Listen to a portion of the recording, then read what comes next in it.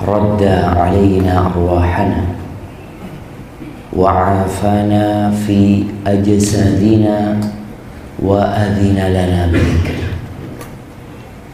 Segala puji bagi Allah Jalla Jalaluh yang telah mengembalikan kepada kita ruh kita. Tidak sedikit orang yang tidur kemudian dia berangkat pergi jauh dan tidak pernah kembali. Pagi hari ini ruh kita kembali kepada kita, dan Allah juga memberikan afiat sehingga kita bisa datang ke rumah Allah Azza wa Jalla. Dan yang terpenting, Allah memberikan izin kepada kita untuk mengingatnya. Di saat banyak manusia yang bangun dari tidurnya, yang Allah berikan kesehatan kepadanya, tapi yang dia ingat adalah urusan dunia, pekerjaan dia, tagihan-tagihan dia, rencana-rencana dia, rapat meeting yang dia telah persiapkan. Lupa bahwasanya Allah yang memberikan kepada kita segalanya, dialah yang seharusnya pertama diingat dalam kehidupan kita. Allahumma salli wa sallim ala abdika wa rasulika sayyidina wa maulana Muhammadin wa ala alihi wa ashabihi ajma'in. Amma ba'd. Pagi hari ini kita akan check up hati kita. Apakah kita termasuk yang punya penyakit hati, atau kita orang-orang yang selamat hati?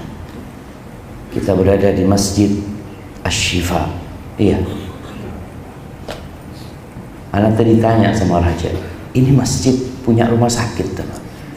Kok namanya Asy-Syifa? Biasanya masjid-masjid rumah sakit itu namanya Asy-Syifa karena masjid penyembuhan gitu ya.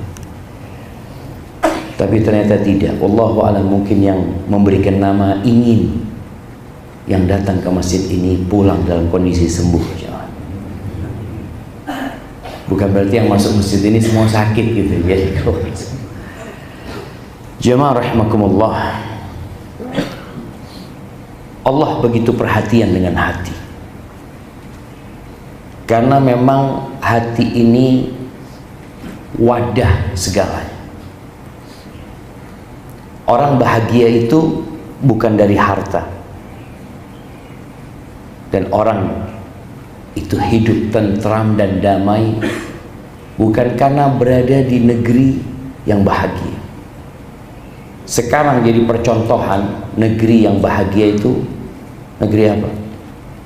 Swiss ya, daerah sana itu disebutkan mereka adalah orang-orang yang bahagia hidupnya. Tapi ternyata di tempat itu banyak bunuh diri. Sampai dulu ada sebuah majalah di Mesir itu yang menyebutkan penghuni surga tidak bahagia. Maksud penghuni surga tidak bahagia adalah negeri-negeri yang dicap oleh dunia adalah negeri yang paling bahagia dari sisi sosial mereka, ekonomi mereka, tapi ternyata mereka tidak berbahagia. Karena masalah kebahagiaan itu masalah hati. Apakah orang yang di PHK disebut orang tidak bahagia karena dia tidak punya pekerjaan? Belum tentu. Boleh jadi orang yang bekerja itu yang tidak bahagia. Apakah orang miskin tidak bahagia? Subhanallah, semua dilihat dari hatinya. Makanya kata Rasul sallallahu alaihi wasallam, ala inna fil jasadi mudghah. Di tubuh kita itu ada satu organ. Idza salahat salaha sa'irul jasad.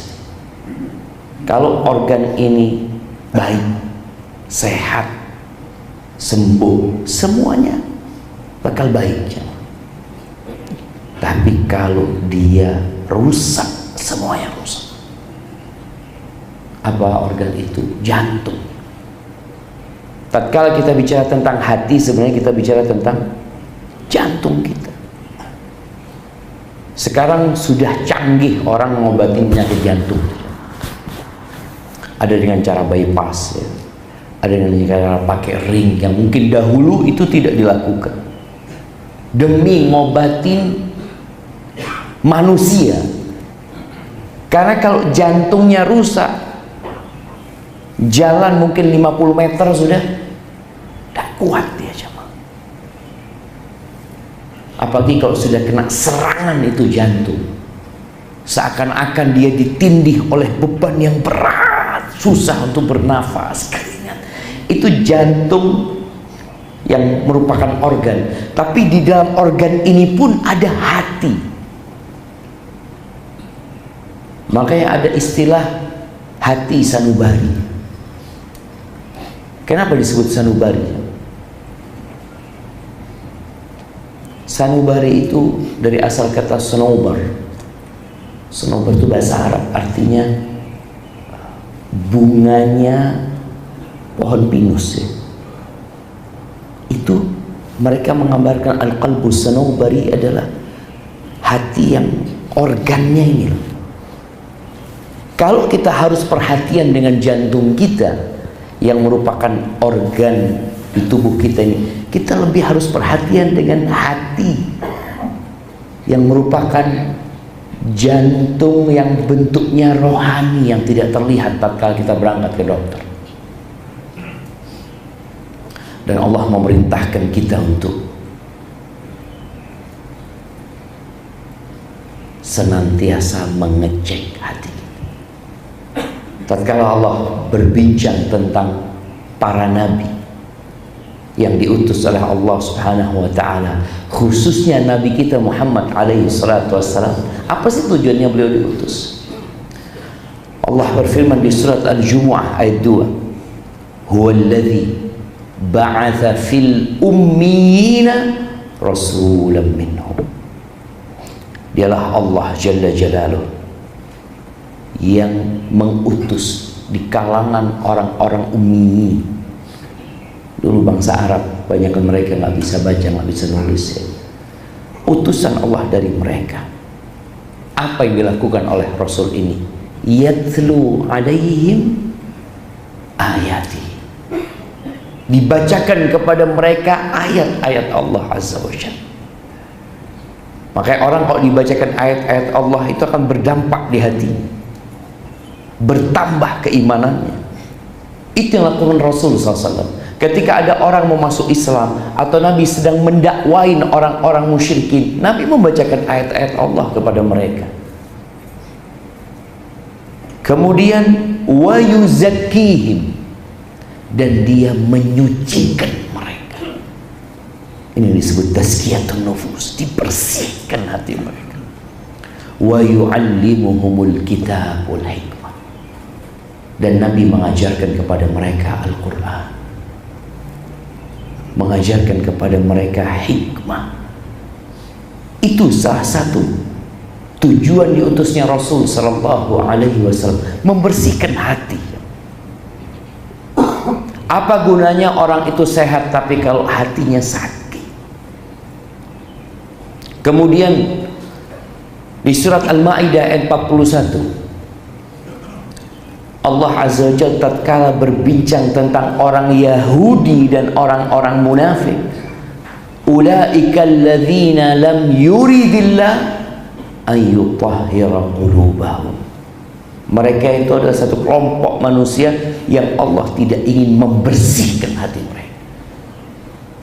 Berarti urusannya sama Allah. Rasul diutus sama Allah untuk membersihkan, mengobati, menyembuhkan hati yang sakit. Ketika Allah tidak menginginkan hati orang ini bersih, maka sampai kapanpun tidak akan pernah bersih. Dan kita perlu takut.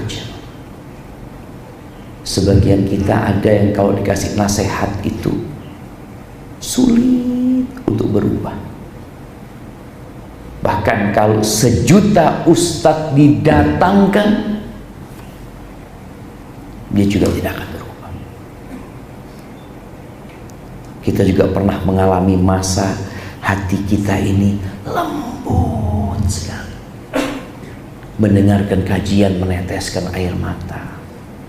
Dengar ceritanya Rasul Sallallahu Alaihi Wasallam ketika diusir dari Taif, meneteskan air mata.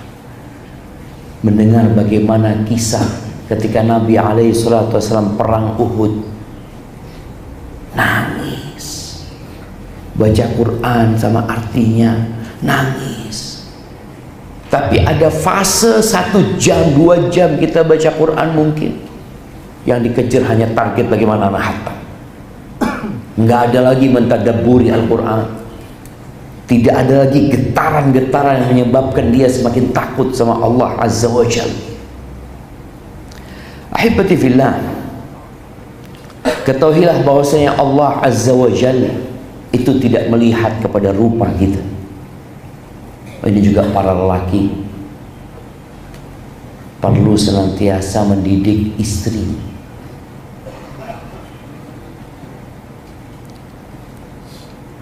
Kita ketika mau berangkat ke sini, kita akan cari baju yang pas sama kita.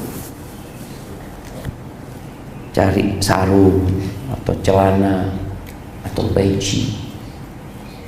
Kita akan bercermin kan? Karena kita ingin tampil bagus. Nah, makanya toko-toko baju itu Masya Allah di mana-mana. Untuk wanita mungkin mereka lebih lagi peduli sama penampilan. Salon-salon, tempat skincare, tempat apa. Tolong sering diingatkan dalam rangka mengingatkan diri kita, innallaha la yanzuru ila suwarikum wala ila amwalikum. Sesungguhnya Allah itu tidak memandang kepada rupa kalian, kepada bentuk fisik kalian, enggak. Allah nggak lihat. Kalau kita daftar jadi tentara, mungkin kita akan dilihat fisiknya sama mereka.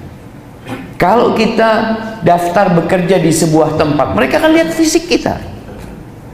Bahkan kadang-kala tempat kerja itu disyaratkan apa? Good looking. Iya, penampilannya harus bagus. Iya, manusia melihat kepada itu. Maka yang dipekerjakan itu orang-orang yang kadang-kala memang punya penampilan bagus seperti itu. Kata Nabi SAW, Allah nggak melihat ke sana. Kalau Allah melihat ke sana, ya Allah akan samakan semua orang. Enggak, Allah bikin beda-beda gitu. Ada yang putih, ada yang hitam, ada yang tampan, ada yang kurang tampan, ada yang cantik, ada yang hampir cantik. Seperti itu. Tapi Allah nggak melihat ke sana. Wala ila amwalikum, dan Allah tidak melihat kepada harta kalian. Kita peduli sama harta. Kita memandang manusia itu kepada harta yang dilihat. Pakai mobil apa, pakai motor apa, pakai jam apa, bajunya merek apa, sandalnya seperti apa, jamnya kayak apa, cincinnya apa.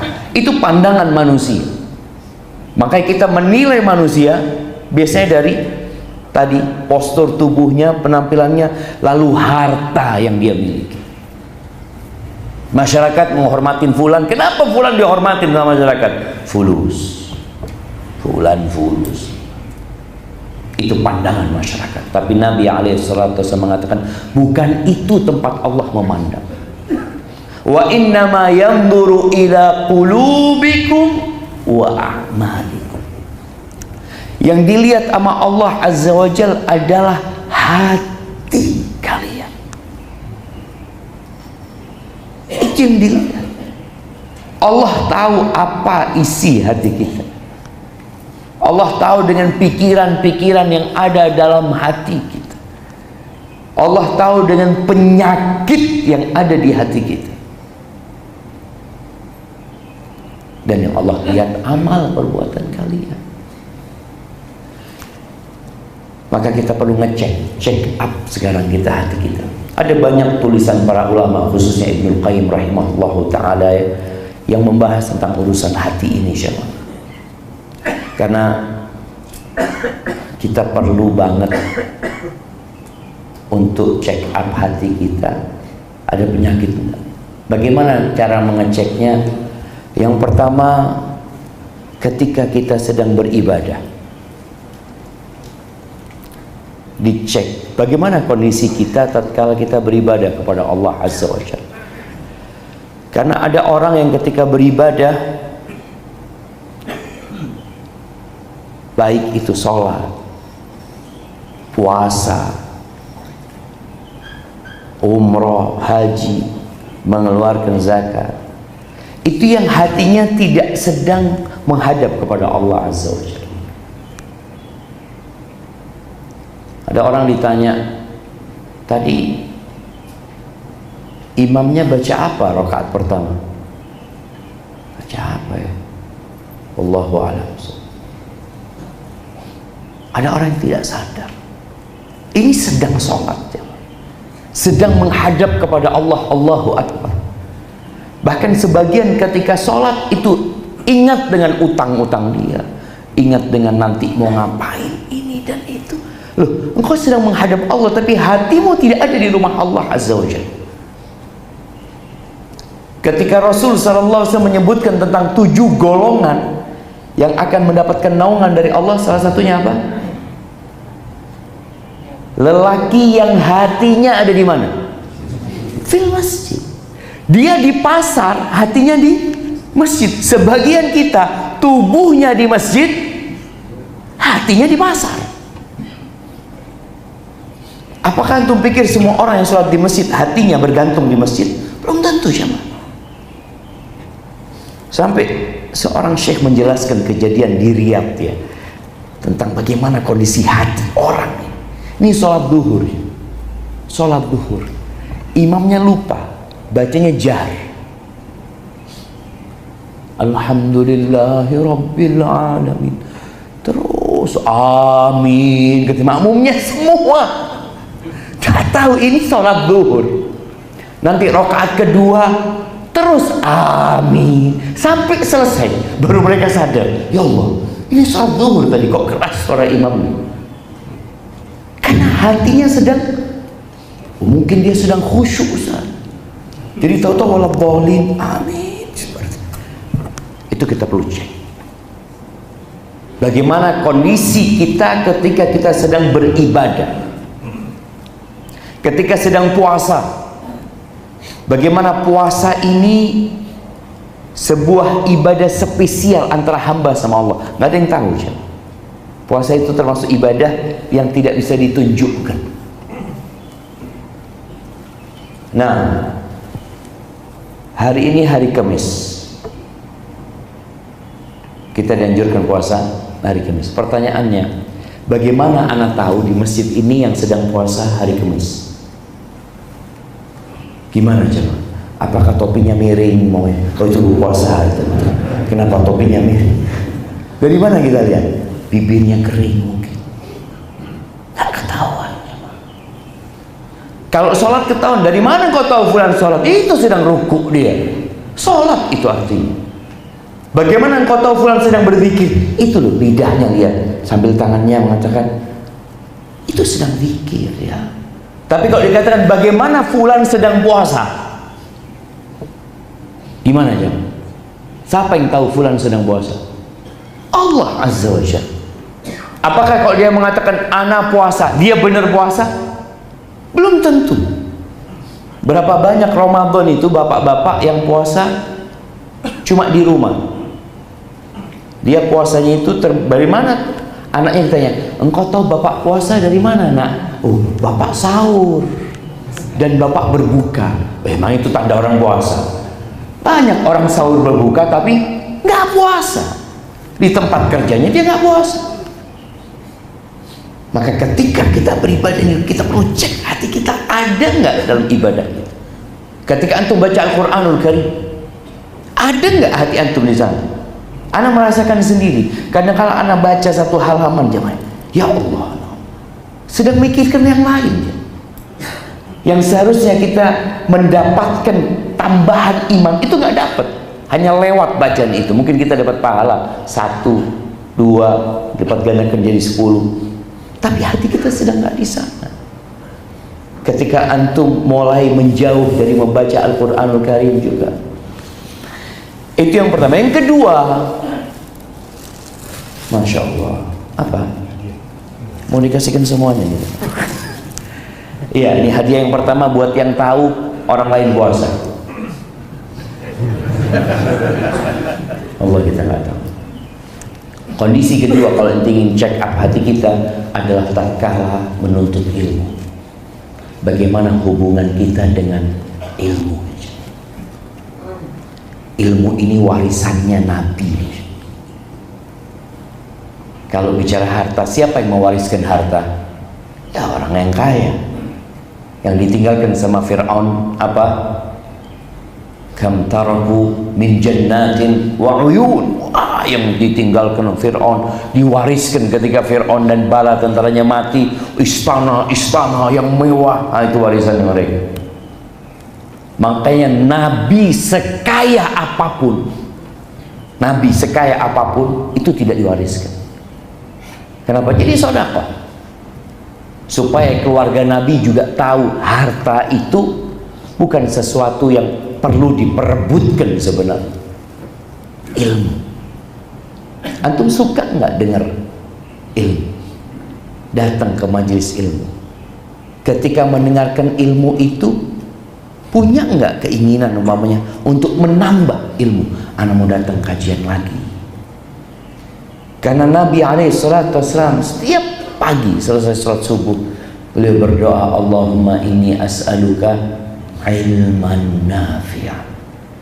Itu kalau bicara hati, yang pertama diminta setiap hari ilman nafi'an, baru rizqan thayyiban.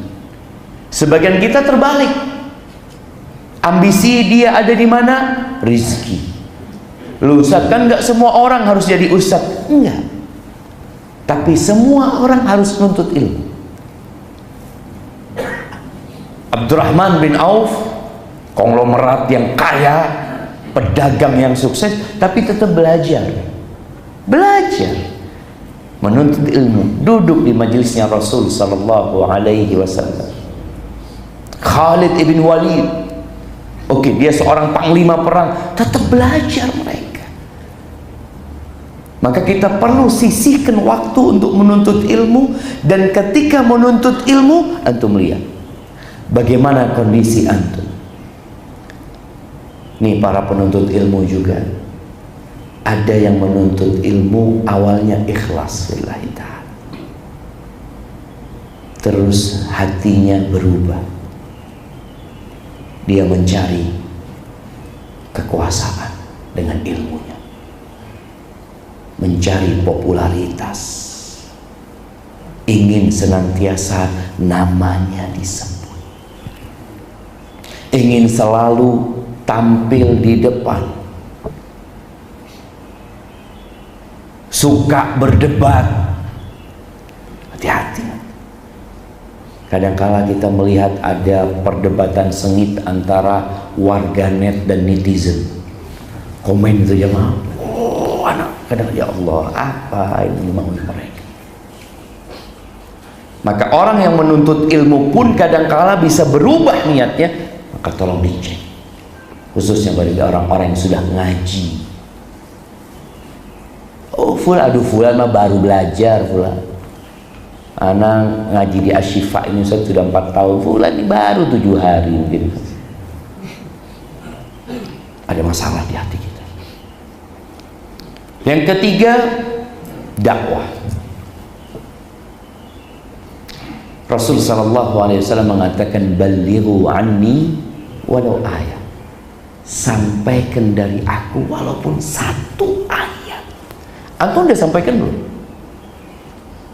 Seorang yang menjadi kepala rumah tangga, seorang yang menjadi bos atau kepala sebuah perusahaan, atau dia punya tempat kerja yang punya anak buah, antum sampaikan nggak ilmu yang antum pelajari kepada mereka? Kalau niatnya benar nuntut ilmu, maka ada usaha untuk menyampaikan. Dia ingin kebaikan buat orang lain, hatinya itu sehat jemaah. Ngelihat orang itu nggak sholat, apalagi dia sebagai bos perusahaan, dipanggil, fulan naik ke atas, ditanya, kamu kenapa nggak sholat? Tapi sebagian kita nggak pernah mikirin mereka. Yang penting kerjanya bagus, menjalankan tugas di tempat kerja sesuai dengan ketentuan. Mau sholat nggak sholat bukan urusan anak. Oh, antum sakit hati, bermasalah hati antum. Kenapa?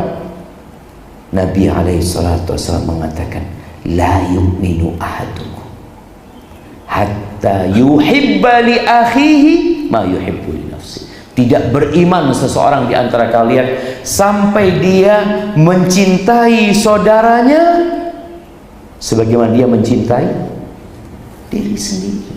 Coba antum lihat, cek antum hati antum ini. Apakah antum termasuk orang yang suka menyampaikan kebaikan kepada orang lain, ngajak orang lain kepada kebaikan? Kalau jadi orang baik itu jamaah biasanya dicintain orang banyak. Antum kalau jadi orang baik di tempat kerja umpamanya, antum masya Allah datang tepat waktu, rajin ya, suka ke masjid, pulang selalu selesai semua pekerjaan, itu kantor suka sama antum, teman-teman suka sama antum. Tapi kalau antum levelnya naik, ngajak orang lain untuk jadi orang baik, banyak yang nggak suka sama antum. Sok suci ya, sok paling pinter kan, apa ini itu terjadi. Tapi itu tugas kita untuk ngecek hati kita. Ketika antum menyampaikan agama Allah ini, juga akan dicek antum ikhlas apa enggak. Karena ada orang yang sekedar ya ingin pujian dan sanjungan. Ada sebuah kisah yang sangat memotivasi anak ketika dengar cerita itu. Ada orang ini datang kajian di Arab sana. Datang kajian, syekh yang menyampaikan kajian itu membahas tentang fadilah membaca subhanallah wa bihamdihi subhanallahil azim. Dia menyampaikan qala Rasulullah SAW, kalimatani khafifatani ala lisan thaqilatani fil mizan habibatani ilar rahman. Ada dua kalimat yang ringan di lidah, berat di timbangan kelak pada hari kiamat, dicintai oleh Allah Ar-Rahman. Apa kalimat itu? Subhanallah wa bihamdihi subhanallahil azim. Selesai dia dengarkan kajian itu, bubar nih. Orang ini datang kepada syekh itu. Dia mengatakan, syekh, boleh tadi hadisnya dituliskan. Ini di masa belum ada handphone mungkin jemaah, minta dituliskan. Dituliskan sama syekh. Jazakallah khair syekh. Dia hafal hadis itu. Sudah dia hafal, dia punya ilmu di sini. Hati dia tergerak untuk menyampaikan ilmunya. Yang kayaknya kita perlu mencontoh orang itu. Setiap ketemu orang dia jemaah, kawan dia atau apa, dia selalu sampaikan jemaah. Sampai ketika dia naik bis, kadangkala berduduk sama orang lain, dikatakan, mas, mau saya kasih amalan? Amalan apa kata dia? Qala Rasulullah SAW. Dia bacakan hadis itu. Kalimatani khafifatani 'ala lisan thaqilatani fil mizan habibatani rahman subhanallah wa bihamdihi subhanallahil azim. Terus ketemu siapa saja sama sahibnya, dia sampaikan dia. Kalau dia masuk ke minimarket, kadang-kadang kan kasir itu tanya, nggak mau beli apa? Pulsa kayak, mau ada yang lainnya ini. Ini orang malah yang ngomong sama kasirnya, mas, mau saya kasih amalan? Kira-kira kasirnya nolak jemaah? Iya, enggak apa-apa. Qala Rasulullah sallallahu alaihi wasallam, kalimatani khafifatani 'ala lisan, thaqilatani fil mizan, habibatani lirrahman, subhanallah wa bihamdihi subhanallahil azim. Dia nggak punya ilmu banyak. Itu ilmunya dia yang dia hafal. Memang Nabi SAW mengatakan sampaikan dari aku walaupun satu ayat, dan itu yang dia fahami. Sampai jamaah, bagaimana ya Allah kondisi hati orang ini, mudah-mudahan dia masuk surga Allah Azza wa Jalla. Dia suatu hari sakit pingsan, dimasukkan ambulan, dibawa ke rumah sakit, diturunkan dari ambulan ya, digeledek gitu, di apa namanya ya, kasur yang jalan itu. Ketika dia dokter datang, dibuka darinya, diperiksa, sadar dia, dia melihat ke dokter ini, ya tabib, kata dia. Oh, dokternya senengnya, dia sadar ya, tabib, mau saya kasih amalan. Subhanallah. Qala Rasulullah SAW, kalimatani khafifatani 'ala lisan, thaqilatani fil mizan, habibatani rahman, subhanallah wa bihamdi subhanallahil azim. Meninggal dunia. Jadi orang itu akan dimatikan bagaimana kondisi amalan dia dan hati kita sebenarnya. Jadi lihat bagaimana kita dengan dakwah ini. Apakah kita termasuk orang yang suka menyampaikan kebenaran, suka dengan dakwah ini? Kemudian niat kita ketika menyampaikan dakwah tersebut. Yang keempat, termasuk tempat untuk cek hati kita itu adalah tatkala berdebat. Atau kalau lagi bertikai mungkin, atau berdialog, ada yang kelewatan batas. Dan di antara tanda-tanda orang munafik itu, idza jadala fajar. Kalau dia lagi debat, lagi dialog, dia itu melampaui batas, yang nanti memaki ini itu. Sedangkan Allah Azza wa Jalla membolehkan dialog itu. Apa kata Allah? Wajadilhum billati hiya ahsan. Berdebatlah dengan mereka atau berdialoglah dengan mereka dengan cara yang paling baik. Bukan sekedar kita dialog, Anda mau menyampaikan kebenaran, tetapi caranya yang paling baik. Makanya ketika antum dialog, ketika antum berdebat, bagaimana posisi antum? Tadi dari sisi ada orang yang mau menang sendiri, padahal sudah tahu dia salah. Ini bicara hati. Ketika antum sudah maunya menang sendiri, padahal antum sadar kalau antum salah, sakit hati. Antum datang pendalil ini itu, padahal antum tahu antum salah. Maka tolong, ketika antum sadar, kok anak kayaknya mau menang sendirian. Al-Imam Syafi'i rahimahullahu ta'ala jamaah, beliau hidup di masa ada banyak ulama. Kadang-kala terjadi perbedaan pendapat. Beliau mengatakan, tidak pernah aku berdialog dengan seseorang kecuali aku berharap kebenaran itu muncul dari lisan dia. Artinya benar yang dia sampaikan itu. Kenapa? Karena niat beliau ketika berdialog itu mencari kebenaran. Kalau memang anak salah, ya anak akan terima. Kalau kita dialog, apa yang kita inginkan? Menang. Karena kita ingin ya unjuk diri. Ini orang tidak ngerti apa-apa ini itu. Lah, jangan. Lihat hati antum ketika antum dialog sama seseorang, ribut sama seseorang. Ada di mana hati antum? Yang kelima, syahwat. Syahwat ini tempat ngecek hati kita. Karena memang Allah telah mencintakan kepada diri kita. Zuyyina linnas hubbus syahawat minan nisa wal banin wal qanatiril muqantarati minadh dhahabi wal fiddati wal khailil musawwamati wal an'ami wal harth dzalika mata'ul hayatid dunya wallahu 'indahu husnul ma'ab. Dicintakan kepada manusia syahwat kepada apa? Wanita. Siapa yang tidak suka melihat wanita yang cantik? Wanita cantik dengan penampilan mempesona, siapa yang tidak suka melihat mereka? Ada. Ini juga ujian perempuan. Sekarang kita kena penyakit LGBT.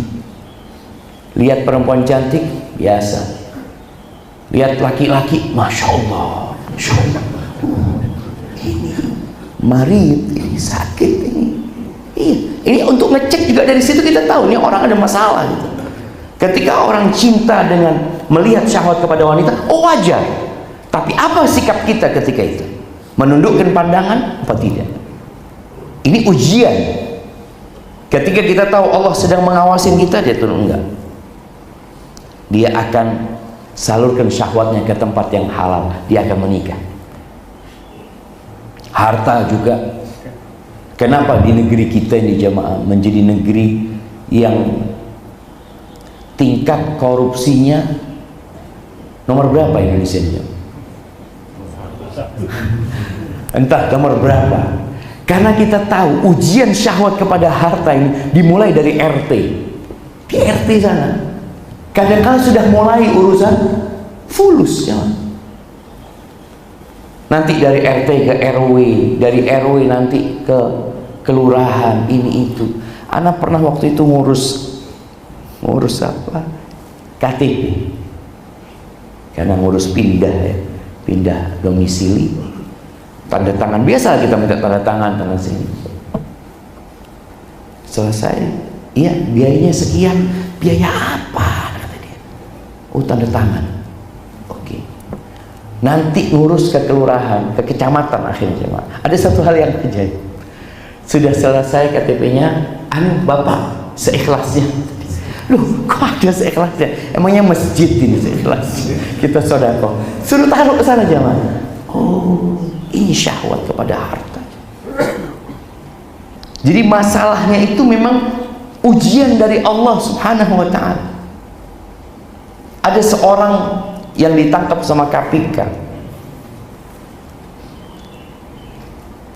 Dia nyimpen uang di tembok rumahnya itu 250 miliar di tembok, jadi nggak ada pintunya jam. Yang tahu tukangnya, nggak ada yang tahu. Jadi harus dibongkar tembok itu. Anak pikir buat apa? Berarti dia nggak butuh sama uang itu jam. Karena dia punya uang yang lainnya. Kalau butuh kan dia akan kasih pintu supaya dia mudah ngambil. Enggak, ini di tembok jam. Bagaimana syahwat kita terhadap kondisi hati kita terhadap harta ini? Karena termasuk penyakit yang berat itu hubbud dunya wa karahiyatul maut. Cinta kepada dunia, takut mati. Dan Nabi SAW mengatakan inna dunya hulwatun khadirah. Dunia ini manis dan hijau. Manis rasanya, hijau warnanya. Orang itu suka sama yang manis sama yang hijau. Wa innallaha mustakhlifukum fiha. Allah jadikan kalian khalifah di dalamnya. Fanadhirun kaifa ta'malun. Allah akan lihat gimana kalian bersikap terhadap dunia ini. Fattaqud dunya wattaqun nisa. Hati-hati sama dunia, hati-hati sama wanita. Aku sempat ngobrol sama seseorang tentang fulan yang kaya raya. Fulan ini kaya raya banget. Ada masalah dengan warisan. Biasalah orang tua meninggal dunia, kadang-kadang warisannya nggak langsung dibagi. Baik, ketika warisan mau dibagi, terkadang ada pertikaian di antara keluarga. Ternyata yang pasang badan ini yang paling kaya. Loh, kok bisa ya? Kan bayangan anak, karena dia sudah paling kaya di antara saudaranya, dia akan ngalah. Udah anak nggak ambil, sudah fadl sudah antum bagi. Ternyata dia yang paling pasang badan. Ada apa masalahnya? Tuh, urusan hatinya ini sedang bermasalah. Bukan orang semakin kaya semakin tidak butuh sama harta. Contoh kira-kira, antum kalau punya uang 1 triliun, berhenti antum kerja. Anda mau fokus kajian di Asyifa, soal pertama sholat, atau Anda daftarkan diri jadi muadzin, sudah nggak apa-apa. Dia punya uang 1 triliun. Kalau dia butuh dalam setahun itu 5 miliar untuk biaya hidup dia, cukup untuk berapa tahun ya? Jangan 40 tahun. 1 triliun itu berapa jemaah? Sudah, Allahu a'lam jemaah. Intinya ada orang yang sudah mencapai titik kekayaan yang cukup untuk 7 turunan, 7 kelokan, 7 tanjakan. Itu cukup jemaah, tapi dia masih ambisi sama dunia jemaah. Kita perlu tahu, oh anak sakit hati kita, hati anak ini sakit. Ketika untuk sodakoh berat ya, subhanallah. Talha bin Ubaidillah pernah dia habis jual aset dia, dapat uang kira-kira 400.000 dirham. Ana lupa 400 atau 700, tapi ana ingatnya 400.000 dirham. 400.000 dirham itu kalau untuk beli kambing pada masa itu jemaah, ya kira-kira dapat berapa ya?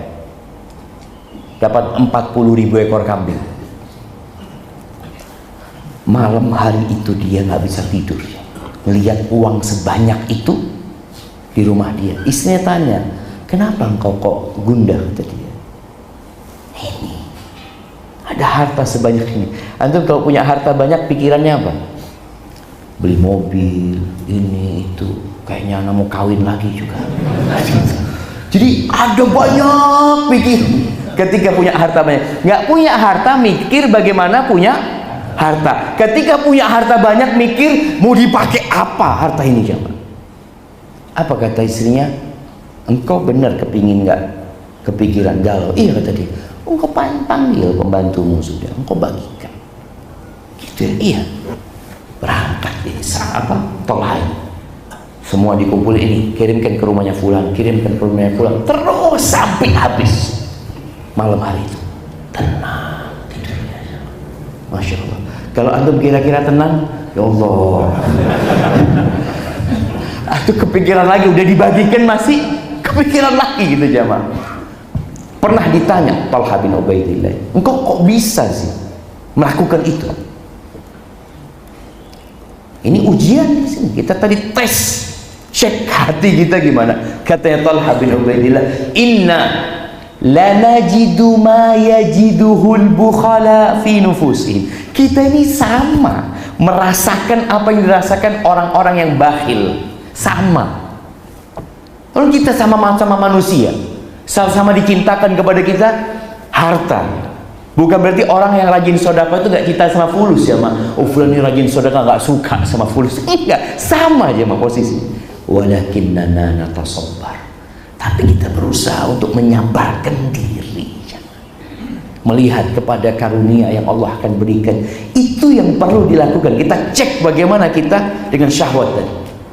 Urusan sama hartanya. Berat nggak kita bersedekah?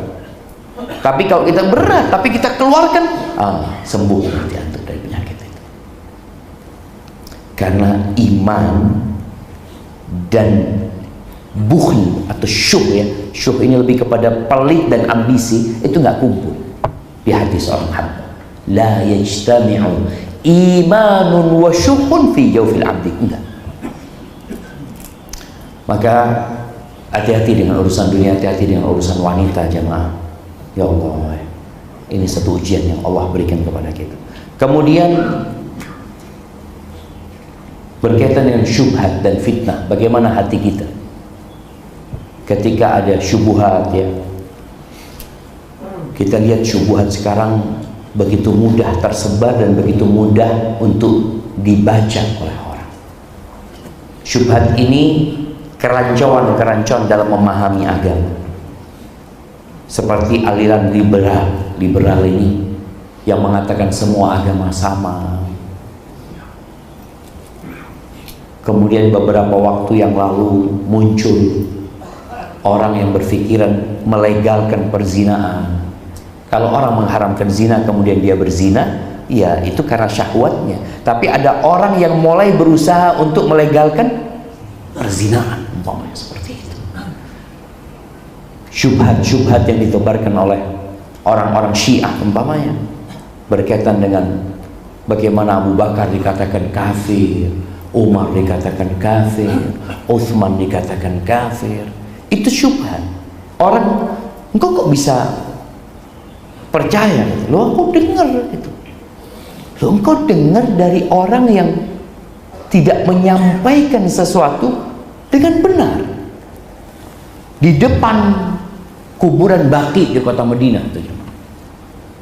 Kadangkala tokoh-tokoh Syiah itu berceramah ya, di depan anak buahnya, itu memaki-maki Umar bin Khattab jemaah. Dengan cara apa? Dia menyebutkan ketika Rasul SAW meninggal dunia, datang Umar bin Khattab menyeret Fatimah binti Muhammadin, diseret dengan rantai besi. Bagaimana orang-orang ketika mendengar cerita itu? Mereka langsung mengatakan semoga Allah melaknat Umar. Terus seperti itu. Padahal ceritanya bohong, dusta. Tapi karena orang itu tidak punya pemahaman agama yang benar, akhirnya dia seperti itu.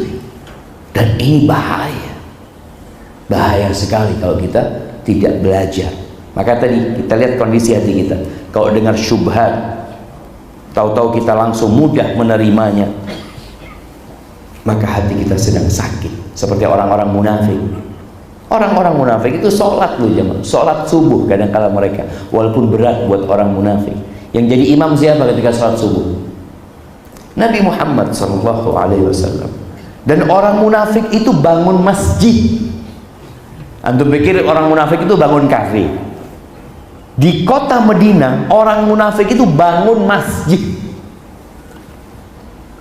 ingin memberikan pelayanan kepada umat Islam, memberikan kemudahan kepada mereka. Tapi ada masalah di hati mereka ketika mereka sebenarnya tidak beriman kepada Allah dan Rasul. Yang ketujuh, kedudukan dan jabatan. Bagaimana kondisi hati antum kalau antum yang awalnya anak buah tahu-tahu diangkat jadi ketua? Kita bicara sekolahan mamanya, dia awalnya guru biasa tahu-tahu jadi mudir sekolahan. Itu diuji hatinya. Gimana antum ketika jadi kepala? Seorang yang awalnya bukan pejabat tahu-tahu jadi pejabat. Gimana kondisi hati antum? Cek di situ.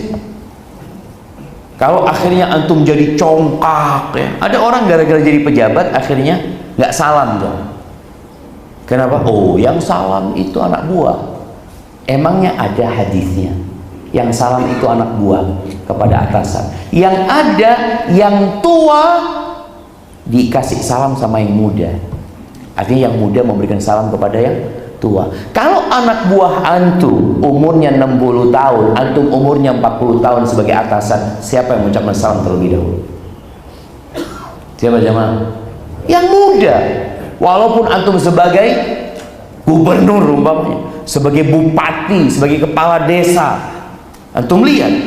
Tapi ketika antum naik ke jabatan itu, lalu antum tidak lagi mengucapkan salam kepada yang lebih tua, karena merasa ya dialah, anak kan atasan dia. Sakit hati antum. Antum lihat. Ini posisi orang kalau belum dapat jabatan biasanya biasa aja. Ketika sudah duduk di sana, cek hatinya. Makanya kenapa kadangkala sampai ribut jemaah tentang orang-orang yang ada di atas ini. Nggak mau turun mereka. Keenakan duduk di sana. Bahkan ada yang sampai perang jemaah di beberapa negeri kita lihat. Gara-gara tadi jabatan pertahankan kedudukan itu. Itu untuk cek hati kita. Ya kalau kita mungkin jabatannya ya dari tadi mungkin anak buah, tahu-tahu diangkat jadi supervisor atau jadi manajer nantinya, lihat hati antum ketika antum ada di posisi itu. Apa yang terjadi? Lalu yang ke-8, nasab. Urusan nasab ini mungkin di Indonesia tidak terlalu, tapi bangsa Arab itu termasuk yang suka berbangga-banggaan dengan nasab. Bahkan Nabi SAW mengatakan di antara ada 2 urusan atau amalan jahiliyah yang tetap ada di umat. Itu kata Nabi SAW. Al-fakhru bil ahsab wa ta'anu fil ansab. Berbangga-banggaan dengan nasab dia dan meremehkan nasabnya orang. Kalau di Arab itu ada istilahnya apa? Gabili. Kita orang Gabili itu nggak termasuk gitu.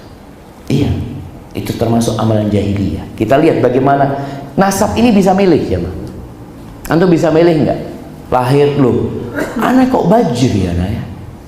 Nggak bisa milih. Anak kok bin Talib, anak Basalama, itu sudah pemberian Allah Azza wa Jalla. Tapi antum diuji di sana. Dengan dikasih itu, cek gimana kondisi hati antum. Apakah antum berbangga dengannya, kemudian meremehkan orang lain, berarti sakit. Baik, ahibati fillah. Apa penyebab sakit hati itu? Kalau tadi adalah tempat-tempat kita mengecek kondisi hati kita, penyakit hati itu banyak jemaah, banyak sekali. Dan sebab-sebabnya juga banyak. Anak akan sebutkan sebab-sebabnya, lalu kita masuk ke saya tanya jawab. Kalau antum tahu sebabnya, insya Allah sudah bisa ngobatin. Jadi orang ke dokter itu kan datang ke dokter, dia tanya, dok, anak kok perut ini perih dok ya, perih, anak miring juga perih ini itu. Dokternya tanya, makan apa antum? Sebutkan, oh ini yang nggak boleh, jangan makan ini. Sudah tahu sebabnya, kalau kepingin sembuh jangan dimakan lagi. Tapi kalau sudah dikasih tahu sama dokter ini sebabnya, engkau kebanyakan makan cabai kata dia, siap dok, kurangin cabai. Ternyata karena dia suka sama cabai, tetap makan cabai. Datang lagi ke dokter, dok perih dok, makan cabai lagi. Iya dok. Oh iya, kasih obat lagi sama dokter. Berapa hari lagi datang lagi ke dokter, makan cabai lagi. Iya dok. Yang salah dokternya, cabainya, atau orang ini? Maka tatkala antum sudah tahu dengan sebab yang menyebabkan antum jatuh sakit, ya udah ditinggalin gitu, sembuh insyaallah antum. Jadi sebab yang pertama itu al-jahl, kebodohan. Maka yang antum lihat fase sebelum diutusnya Nabi Muhammad SAW disebut apa? Jahiliyah. Jahiliyah. Sebagian kita sekarang kalau sudah hijrah dan sudah tobat, dia ngomong apa? Ana pernah dulu Zat waktu masa jahiliyah. Emangnya tuh hidup di masa sebelum Nabi SAW. Maksudnya dia dalam kebodohan itu. Karena ini menjadi penyebab utama. Kenapa banyak orang yang sampai hari ini tetap makan riba, suka di tempat riba, melakukan aktivitas itu terus ya, karena kebodohan. Sejak kapan ada bank syariat? Istilah bank syariat di Indonesia itu sejak kapan? Yang kasih hadiah.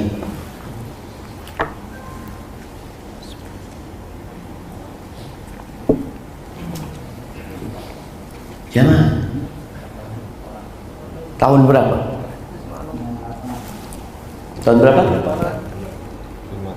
56. 1980. 91. Kasih hadiah semuanya tuh. Oke. Iya. 89, 9, 10, 91 muncul. Kira-kira seperti itu. Masya Allah. Kasih sudah. Kasih satu-satu.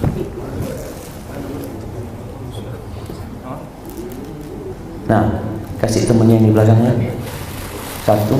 Satunya kasih ke ini, yang pakai baju merah. Baik, barakallahu fikum.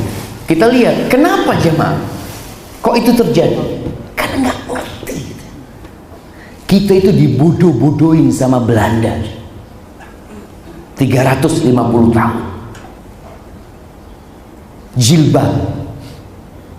Kapan mulai umat Islam di Indonesia itu rame pakai jilbab?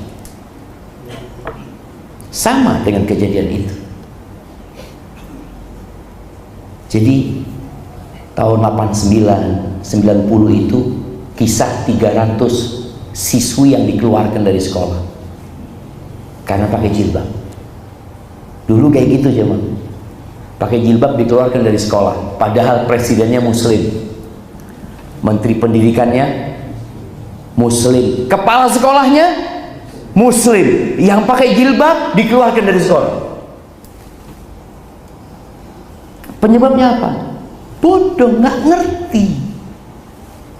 Jadi dari kemerdekaan sampai tahun 89 berapa tahun kita nggak ngerti kalau jilbab itu disyariatkan sama Allah Azza wa Jalla. Bukan masalah yang diperselisihkan jemaah. Ada masalah, ada khilaf di antara para ulama. Ini nggak ada khilaf, sama sekali nggak ada khilaf. Karena perintahnya jelas dalam Al-Quran Karim. Di surat Al-Ahzab, di surat An-Nur. Tapi kenapa orang kok nggak pakai jilbab? Bodoh, nggak ngerti. Terus belajar akhirnya, belajar umat Islam sampai sekarang kita lihat, alhamdulillah, kita bersyukur kepada Allah. Dulu juga masjid itu sepi. Sholat subuh itu, masya Allah, imam sama muadzin. Karena kalau muadzinnya jadi imam sekarang, nggak tahu makmumnya siapa, dia jadi imam. Sekarang alhamdulillah jauh. Kita melihat masjid-masjid rame. Mau masjid dimanapun, masjid di sekolahan, masjid di kampus, masjid di pasar, ya, itu masya Allah seneng kita melihat, karena orang belajar. Jadi penyebab penyakit hati itu karena kebodohan. Yang kedua, fitnah-fitnah yang ada. Ini ujian lah. Ketika terjadi fitnah itu kondisi hati, ya fitnah itu macam-macam. Boleh jadi fitnahnya tadi ada anak adalah fitnah juga. Innama amwalukum wa auladukum fitnah. Itu juga jadi penyebab hati sakit. Kadangkala fitnah, kekacauan yang terjadi di antara umat Islam sendiri. Di masa para sahabat Nabi SAW itu muncul kelompok yang membunuh Utsman bin Affan. Namanya kelompok apa? Khawarij. Bayangin jemaah, dibunuh itu sahabat Nabi yang dijamin masuk surga, Sallallahu Alaihi Wasallam. Bagaimana dibunuhnya Ali bin Abi Thalib? Yang membunuh Ali bin Abi Thalib ini jemaah kepingin masuk surga. Dia penghafal Quran, guru ngaji, kok bisa bunuh Ali bin Abi Thalib? Yang ngutus Abdurrahman bin Muljam ini atau Muljam ke Mesir itu adalah Umar bin Khattab radhiyallahu anhu.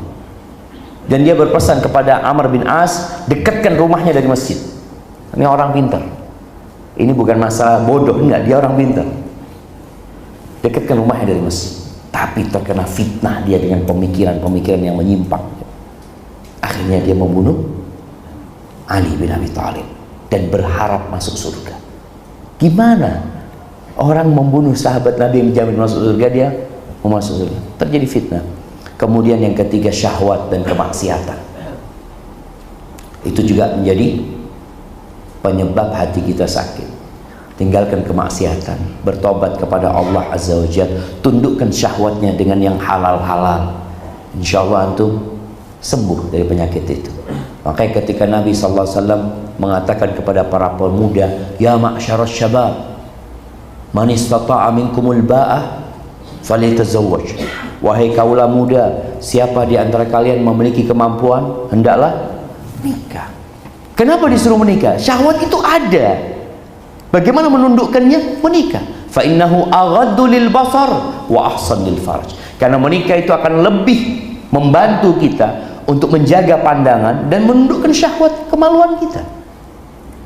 Faman lam yastati' fa alaihi bisyam. Yang nggak bisa ya puasa, fa innahu lahu wija. Itu puasa juga akan menahan syahwat kita. Kemudian yang keempat yang menjadi penyebab adalah syubhat jemaah. Ana punya ustadz dulu di pesantren. Dia lulusan pesantren kemudian ngabdi di tempat kita, lalu dia kuliah di salah satu perguruan tinggi Islam. Habis gitu dia nggak sholat.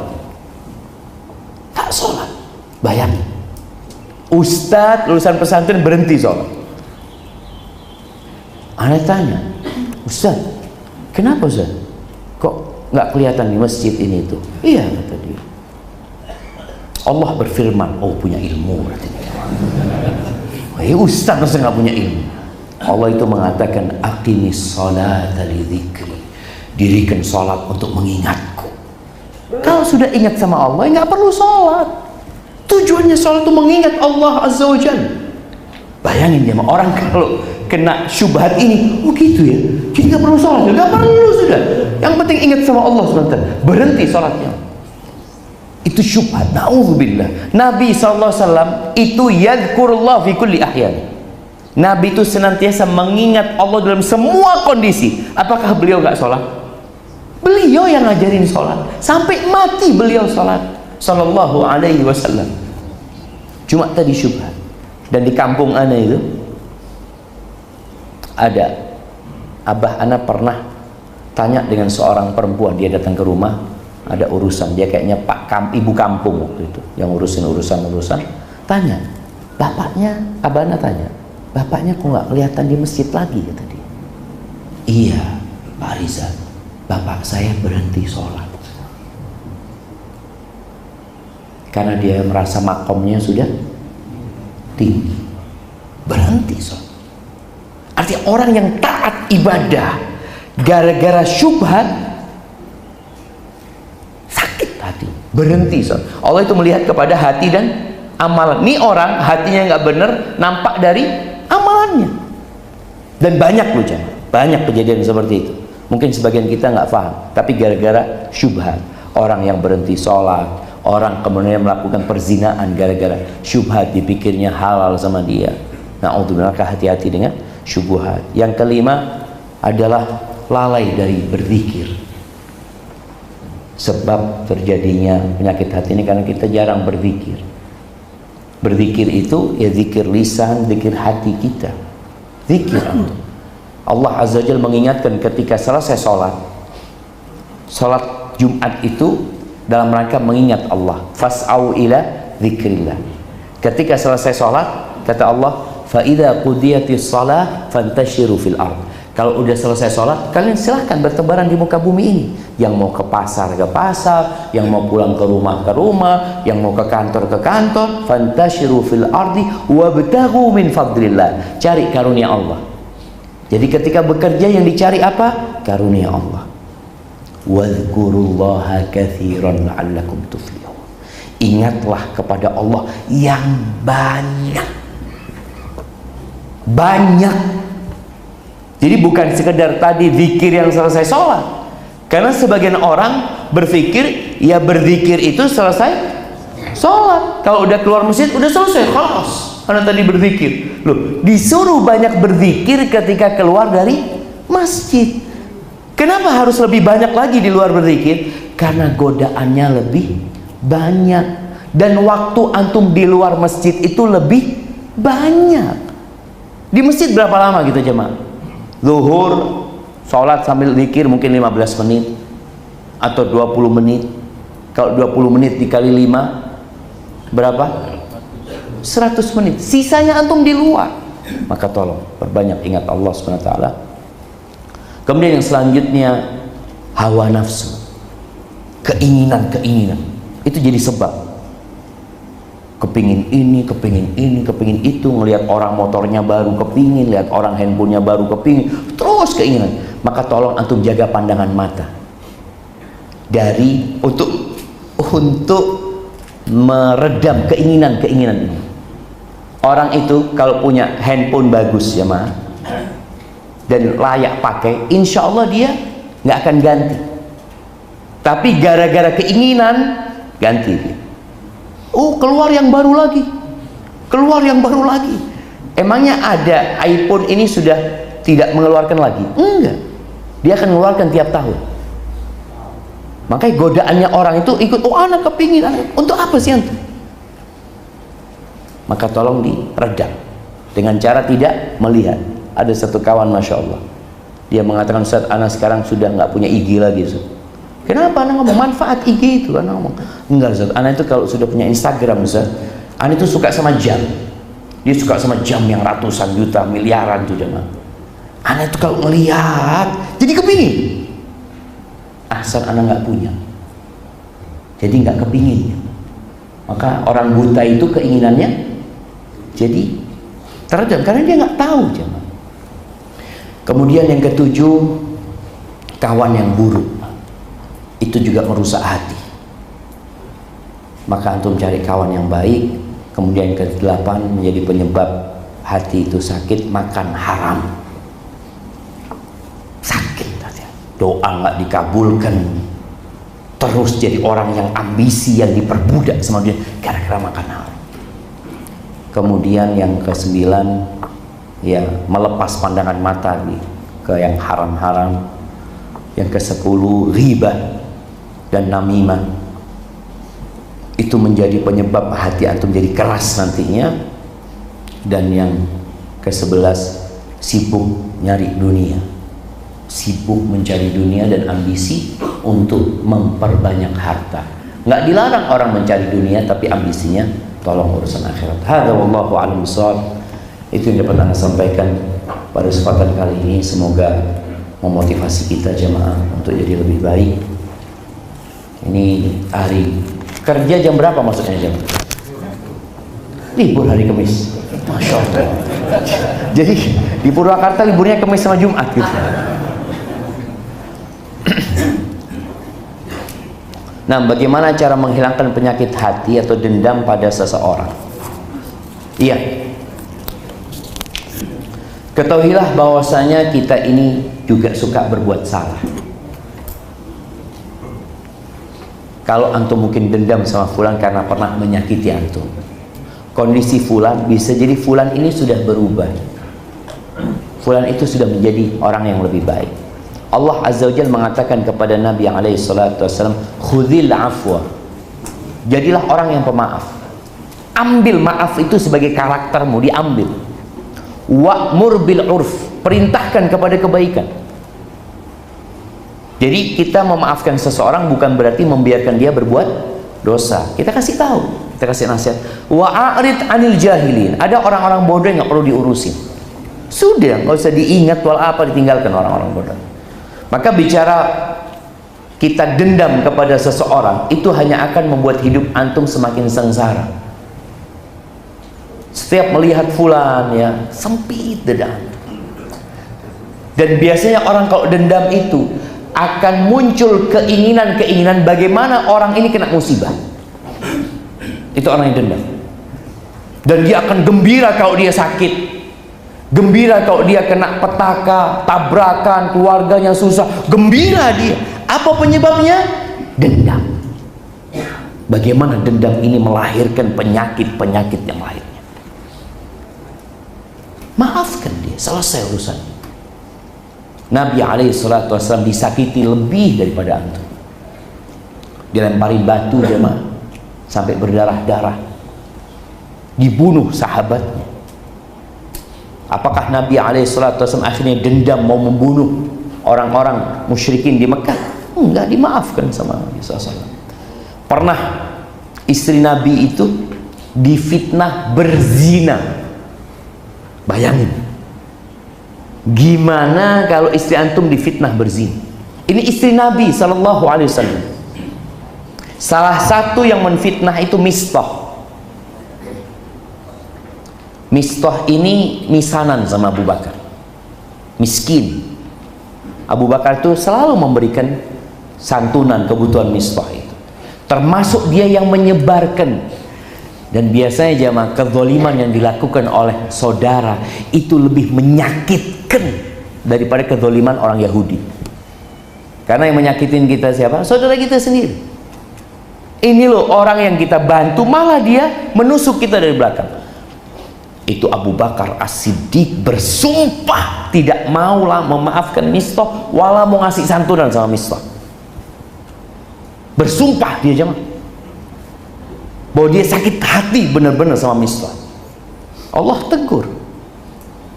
Allah katakan wal ya'fu wal yasfahu. Hendaklah mereka memaafkan gitu.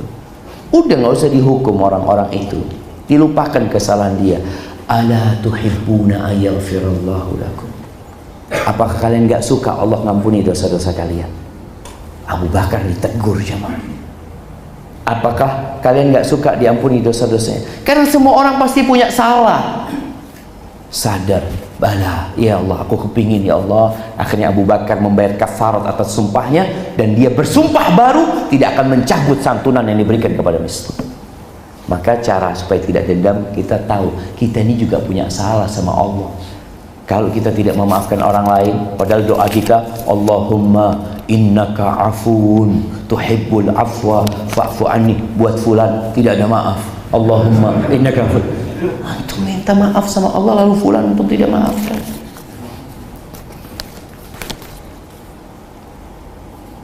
Nah, ini sama, ini bagaimana melunakkan hati yang keras jemaah ya. Ya, di antaranya tadi kita sudah bicarakan sebab-sebab yang menyebabkan hati itu keras, dihindari sebab tersebut, kemudian datang ke kuburan, ziarah kubur. Ketika antum merasakan hati keras, ya pikiran hanya urusan dunia ini itu, berangkat ke kuburan. Lihat, itu kuburan. Orang-orang yang mati itu banyak orang-orang yang dulu juga, bukan dulu, semuanya berjalan di muka bumi ini. Semuanya sibuk mencari harta habis. Kemudian yang kedua atau yang ketiga, kata Nabi SAW ketika ada seorang sahabat yang mengeluhkan tentang kerasnya hatinya, Nabi memberikan nasihat kepada dia untuk mengusap kepala anak yatim. Wamsah ra'sal yatim, usap kepala anak yatim. Artinya kita dekat sama orang-orang yang susah ya, itu insya Allah akan melembutkan hati kita. Datang ke rumahnya orang miskin, duduk sama mereka, berangkat ke tempat-tempat bencana, itu juga akan melembutkan hati. Ya, selain berdoa minta sama Allah SWT. Bagaimana caranya mendakwai istri dan anak supaya mau mengerjakan sholat 5 waktu? Padahal anak sudah berdoa, sudah mengajarkan, tapi masih belum mau sholat. Untuk anak waktu SD sekolahnya double. Sekolah madrasah, sekolah SD negeri. Jadi istri dan anaknya ini nggak sholat. Astagfirullahaladzim. Ya, seorang suami harus tegas. Tapi ada suami nggak bisa tegas. Kapan suami bisa tegas? Tatkala dia bertanggung jawab. Dia memberikan nafkah dengan lengkap, dengan sempurna kebutuhan istri dan anak-anaknya. Tapi kalau ternyata istrinya yang bekerja, istrinya yang memenuhi urusan rumah tangga, sulit bagi suami untuk tegas. Sedangkan Allah Azza wa Jalla mengajarkan cara mendidik pasangan hidup kita. Allah mengatakan wallati takhafuna nusyuzahunna, dan wanita-wanita yang kalian takut mereka itu tidak taat, tidak nurut sama kalian ya, apa yang dilakukan? Fa'idhuhunna, kasih mau'idhah, kasih nasihat, dudukkan, panggil, cari waktu yang tepat, sampaikan kepadanya tentang hak-hak Allah agar dia bersyukur. Salat ini salah satu bentuk syukur kepada Allah Azza wa Jalla. Ingatkan dia dengan kebesaran Allah, ingatkan dia dengan azab Allah. Itu yang pertama, kasih nasihat dengan cinta dan kasih sayang. Kalau nggak mau, apa kata Allah? Wahjuruhunna fil madaji, pisah ranjang. Pisah ranjang ini salah satu cara memberikan nasihat. Seorang istri yang dikasih nasihat nggak nurut ya, terus suaminya malam hari deket-deket sama dia, apa kata istrinya? Aduh, butuh sama ana nih laki-laki, butuh sama ana. Akhirnya sang istri nggak nurut. Iya Ustaz, kalau istrinya 2, istrinya 1. Nabi SAW istrinya 9 pada waktu itu, semua ditinggalkan dalam rangka memperbaiki, bukan berpikir syahwat, bukan berpikir dunia.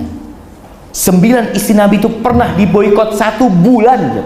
1 bulan Nabi tidak balik ke rumahnya sama sekali, dalam rangka ayat ini, wahjuruhunna fil madaji, tinggalkan mereka. Tapi gimana bisa meninggalkan istrinya, sedangkan dia awalnya tadi tinggal ya di rumahnya istri, umpamanya biaya hidup istri yang dominan, sulit dia akan memberikan nasihat. Tapi memang ketika tidak mau sholat, suami harus pasang badan, harus serius ngasih nasihat. Salah satunya dia ceraikan istrinya. Ketika sudah pisah ranjang dia tetap nggak mau. Yang terakhir Allah katakan wadribuhunna, pukul mereka. Tapi kalau memang memukul itu bermanfaat, tapi bukan mukul yang melukai, jamaah, memukul untuk mendidik seperti orang tua yang memukul anaknya kadang-kala karena cinta. Tapi kalau sekarang antum mukul istri antum, langsung KDRT. Juga lihat kondisinya. Intinya antum tetap berusaha semaksimal mungkin, dan antum perlu bermuhasabah. Kok bisa antum dapat istri yang tidak sholat? Anaknya padahal sekolahnya double, tapi gimana dia sekolah madrasah, sekolah biasa, tapi sampai rumah ibunya nggak sholat, ibunya nggak pernah nyuruh anaknya sholat, sedangkan bapaknya bekerja umpamanya, atau suami istri sama-sama bekerja. Maka tolong antum memohon ampun kepada Allah Azza wa Jalla, mungkin juga salah pilih pasangan hidup. Ana sedih Ustaz, di lingkungan kampus banyak sekali fitnah dan kemaksiatan, termasuk beberapa teman ana yang lulusan pesantren pun ikut terbawa. Bagaimana cara terbaik memperbaiki, menasihati mereka? Ana sering posting nasihat dan faedah, tapi memang yang datang hanyalah tuduhan sesat, berlebihan dan lainnya. Ana juga sering bertemu tatap muka dengan teman terdekat untuk menasehati secara lembut pada mereka, tapi belum ada perubahan. Mohon solusinya. Barakallahu fiik. Barakallahu fiik. Nah. Iya jemaah, ini PR kita bersama ya. Ana masih bermimpi, tapi semoga Allah Azza wa Jalla mewujudkan hal itu. Adanya kampus-kampus Islam yang benar-benar sesuai dengan syariat. Sebagaimana umat Islam butuh bank syariat yang sesuai dengan syariat, kita juga butuh kampus Islam yang sesuai dengan syariat. Banyak terjadi perzinahan kadang-kadang di kampus itu. Bahkan ada seorang lulusan pesantren masuk perguruan tinggi, auzubillah, itu ibunya padahal anak lulusan pesantren, dia di situ menghafal Al-Quran, ditemukan sama ibunya kondom di celananya dia. Lingkungan, maka kita perlu membentuk lingkungan sekolah. Subhanallah, kalau antum tahu Nasoro, orang-orang Nasrani sampai hari ini di beberapa sekolahan mereka memisahkan laki sama perempuan sampai hari ini. Ini bukan perkara berlebih-lebihan dalam beragama, bukan. Kalau mau bicara agama jelas bagaimana Islam mengatur. Kalau bicara logika jelas bahwasanya ketika laki-laki dipisahkan sama perempuan, laki-laki akan lebih fokus dan perempuan akan lebih fokus. Makanya di Jakarta sekolah-sekolah peninggalan Belanda yang dibangun sebelum kemerdekaan itu laki hanya untuk laki. Ada Canisius ya, tahun 28 atau tahun 30, sampai hari ini zaman dipertahankan hanya untuk laki-laki. Sampai SMA kalau nggak salah mereka laki-laki saja. Dan lulusannya ya namanya orang serius belajar, bagus-bagus. Tujuannya dikumpulkan laki perempuan ini apa sih? Apa tujuannya? Kadang-kadang didudukkan bareng. Tujuannya apa? Enggak, supaya mereka tidak tergoda dengan wanita. Karena kalau sudah terbiasa sama wanita, insya Allah tidak tertarik sama wanita. Mungkinkah itu terjadi jemaah? Antum tiap hari kumpul sama istri antum lalu nggak tertarik sama istri anak? Karena tiap hari lihat, nggak bisa. Itu syahwat sudah ditanamkan. Maka ini Ana tetap ya, ada teman-teman di Jogja yang sedang berusaha untuk bangun ya sekolah itu. Memang berat kita bangun kampus umum ini jamaah. Beratnya apa? Orang itu kalau mau donasi, donasinya buat apa? Masjid, sekolah yang khusus agama. Padahal kita butuh kampus umum yang di situ memang benar-benar terjaga dari fitnah. Yang anak-anak bukan cuma dikasih pelajaran agama 1 semester, tapi sepanjang dia kuliah dia dapat pendidikan agama. Karena di negeri kita itu punya rencana yang hebat, jemaah. Tapi mudah-mudahan ke sana kita bisa capai ya. Apa istilahnya? Waktu zamannya Habibie itu, iptek dan imtak. Ilmu teknologi, ilmu pengetahuan dan teknologi sama iman dan takwa. Ini harus bareng. Harus jalan bareng. Dan orang yang cerdas itu orang yang tadi menyetabilkan antara keperluan dunia sama keperluan akhirat. Maka yang dikatakan oleh penanya ini benar-benar PR buat kita bersama. Gimana kita menyelesaikan urusan itu? Anak lulusan pesantren masuk ke perguruan tinggi umum, ketemu sama perempuan-perempuan, kadang-kala dia taat sama Allah, tapi itu perempuan yang mendekatin dia. Bagaimana? Mudah-mudahan dijaga sama Allah Azza wa Jalla. Itu tugas antum menyampaikan, menasehati sambil mendoakan.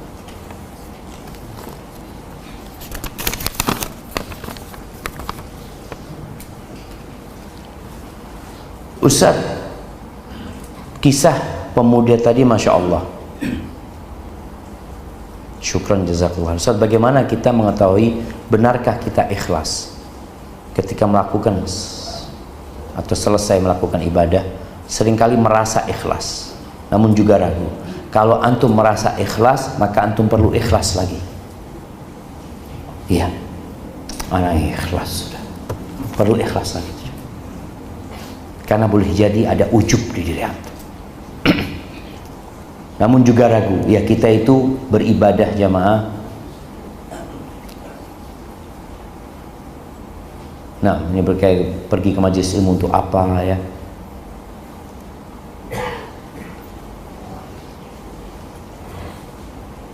Masya Allah. Barakallahu fikum. Ya, ini minta hadis yang tadi yang tuliskan subhanallah bihamdi subhanallahil azim. Ustaz tuliskan, Ustaz. Nah, berkaitan dengan bagaimana kita beribadah kepada Allah, kita itu nggak tahu amalan kita diterima atau tidak. Tugas kita memenuhi persyaratan. Syarat diterimanya amal itu ikhlas sama mutabah. Kita penuhin syarat itu. Lalu kita berdoa, minta supaya diterima. Nabi Ibrahim alaihissalam membangun Ka'bah. Nabi membangun Ka'bah bersama Ismail. Lagi ngangkutin itu batu menyusun. Apa doanya? Rabbana taqabbal minna innaka antas sami'un alim. Ya Allah, terimalah dari kami ya Allah. Bayangin, Nabi Ibrahim minta diterima sama Allah. Apalagi kita. Makanya tatkala Allah Azza wa Jalla menyebutkan tentang orang-orang yang berlomba-lomba dalam kebaikan, alladzina yu'tuna ma ataw wa qulubuhum wajilah annahum ila rabbihim raji'un. Mereka berbuat kebaikan, mereka bersedekah, mereka berpuasa, mereka sholat dalam kondisi hati mereka takut. Takut gak diterima. Mereka tahu kelemahan diri kita. Maka kalau bicara bagaimana kita tahu ikhlas atau tidak, ya kita berusaha untuk tidak berharap pujian orang, kita tidak berharap sanjungan orang, kita hanya berharap keridhaan Allah Azza wa Jalla. Kalau mungkin ada keinginan-keinginan lain ditepis, tapi kita tetap takut jemaah. Karena ada kesyirikan yang tersembunyi. Ketika Nabi SAW mengatakan kepada para sahabatnya, la syirku akhfa alaikum min dabibin naml. Syirik itu lebih tersembunyi daripada jalannya semut. Itu para sahabat mengatakan, di antaranya Abu Bakar, kaifal khalasu ya Rasul, gimana kita bisa menyelamatkan diri kita dari syirik yang tersembunyi daripada jalannya semut? Antum bisa bayangin ya, kadang-kala ada semut di punggung antum nggak berasa. Jalan itu semut. Siapa yang tahu? Orang lain ada semut. Jadi ada kondisi memang sesuatu yang sulit. Maka Nabi SAW mengajarkan doa. Kalian kalau ingin diselamatkan dari syirik yang besar, yang kecil, baca qulu Allahumma inni a'udzubika an usyrika bika wa ana a'lam wa astaghfiruka lima la a'lam. Ya Allah, aku berlindung kepadamu dari melakukan kesyirikan yang aku sadari, yang aku ketahui, dan aku memohon ampun kepadamu dari melakukan dari kesyirikan yang tidak aku ketahui, nggak sadar kan. Hadza wallahu a'lam.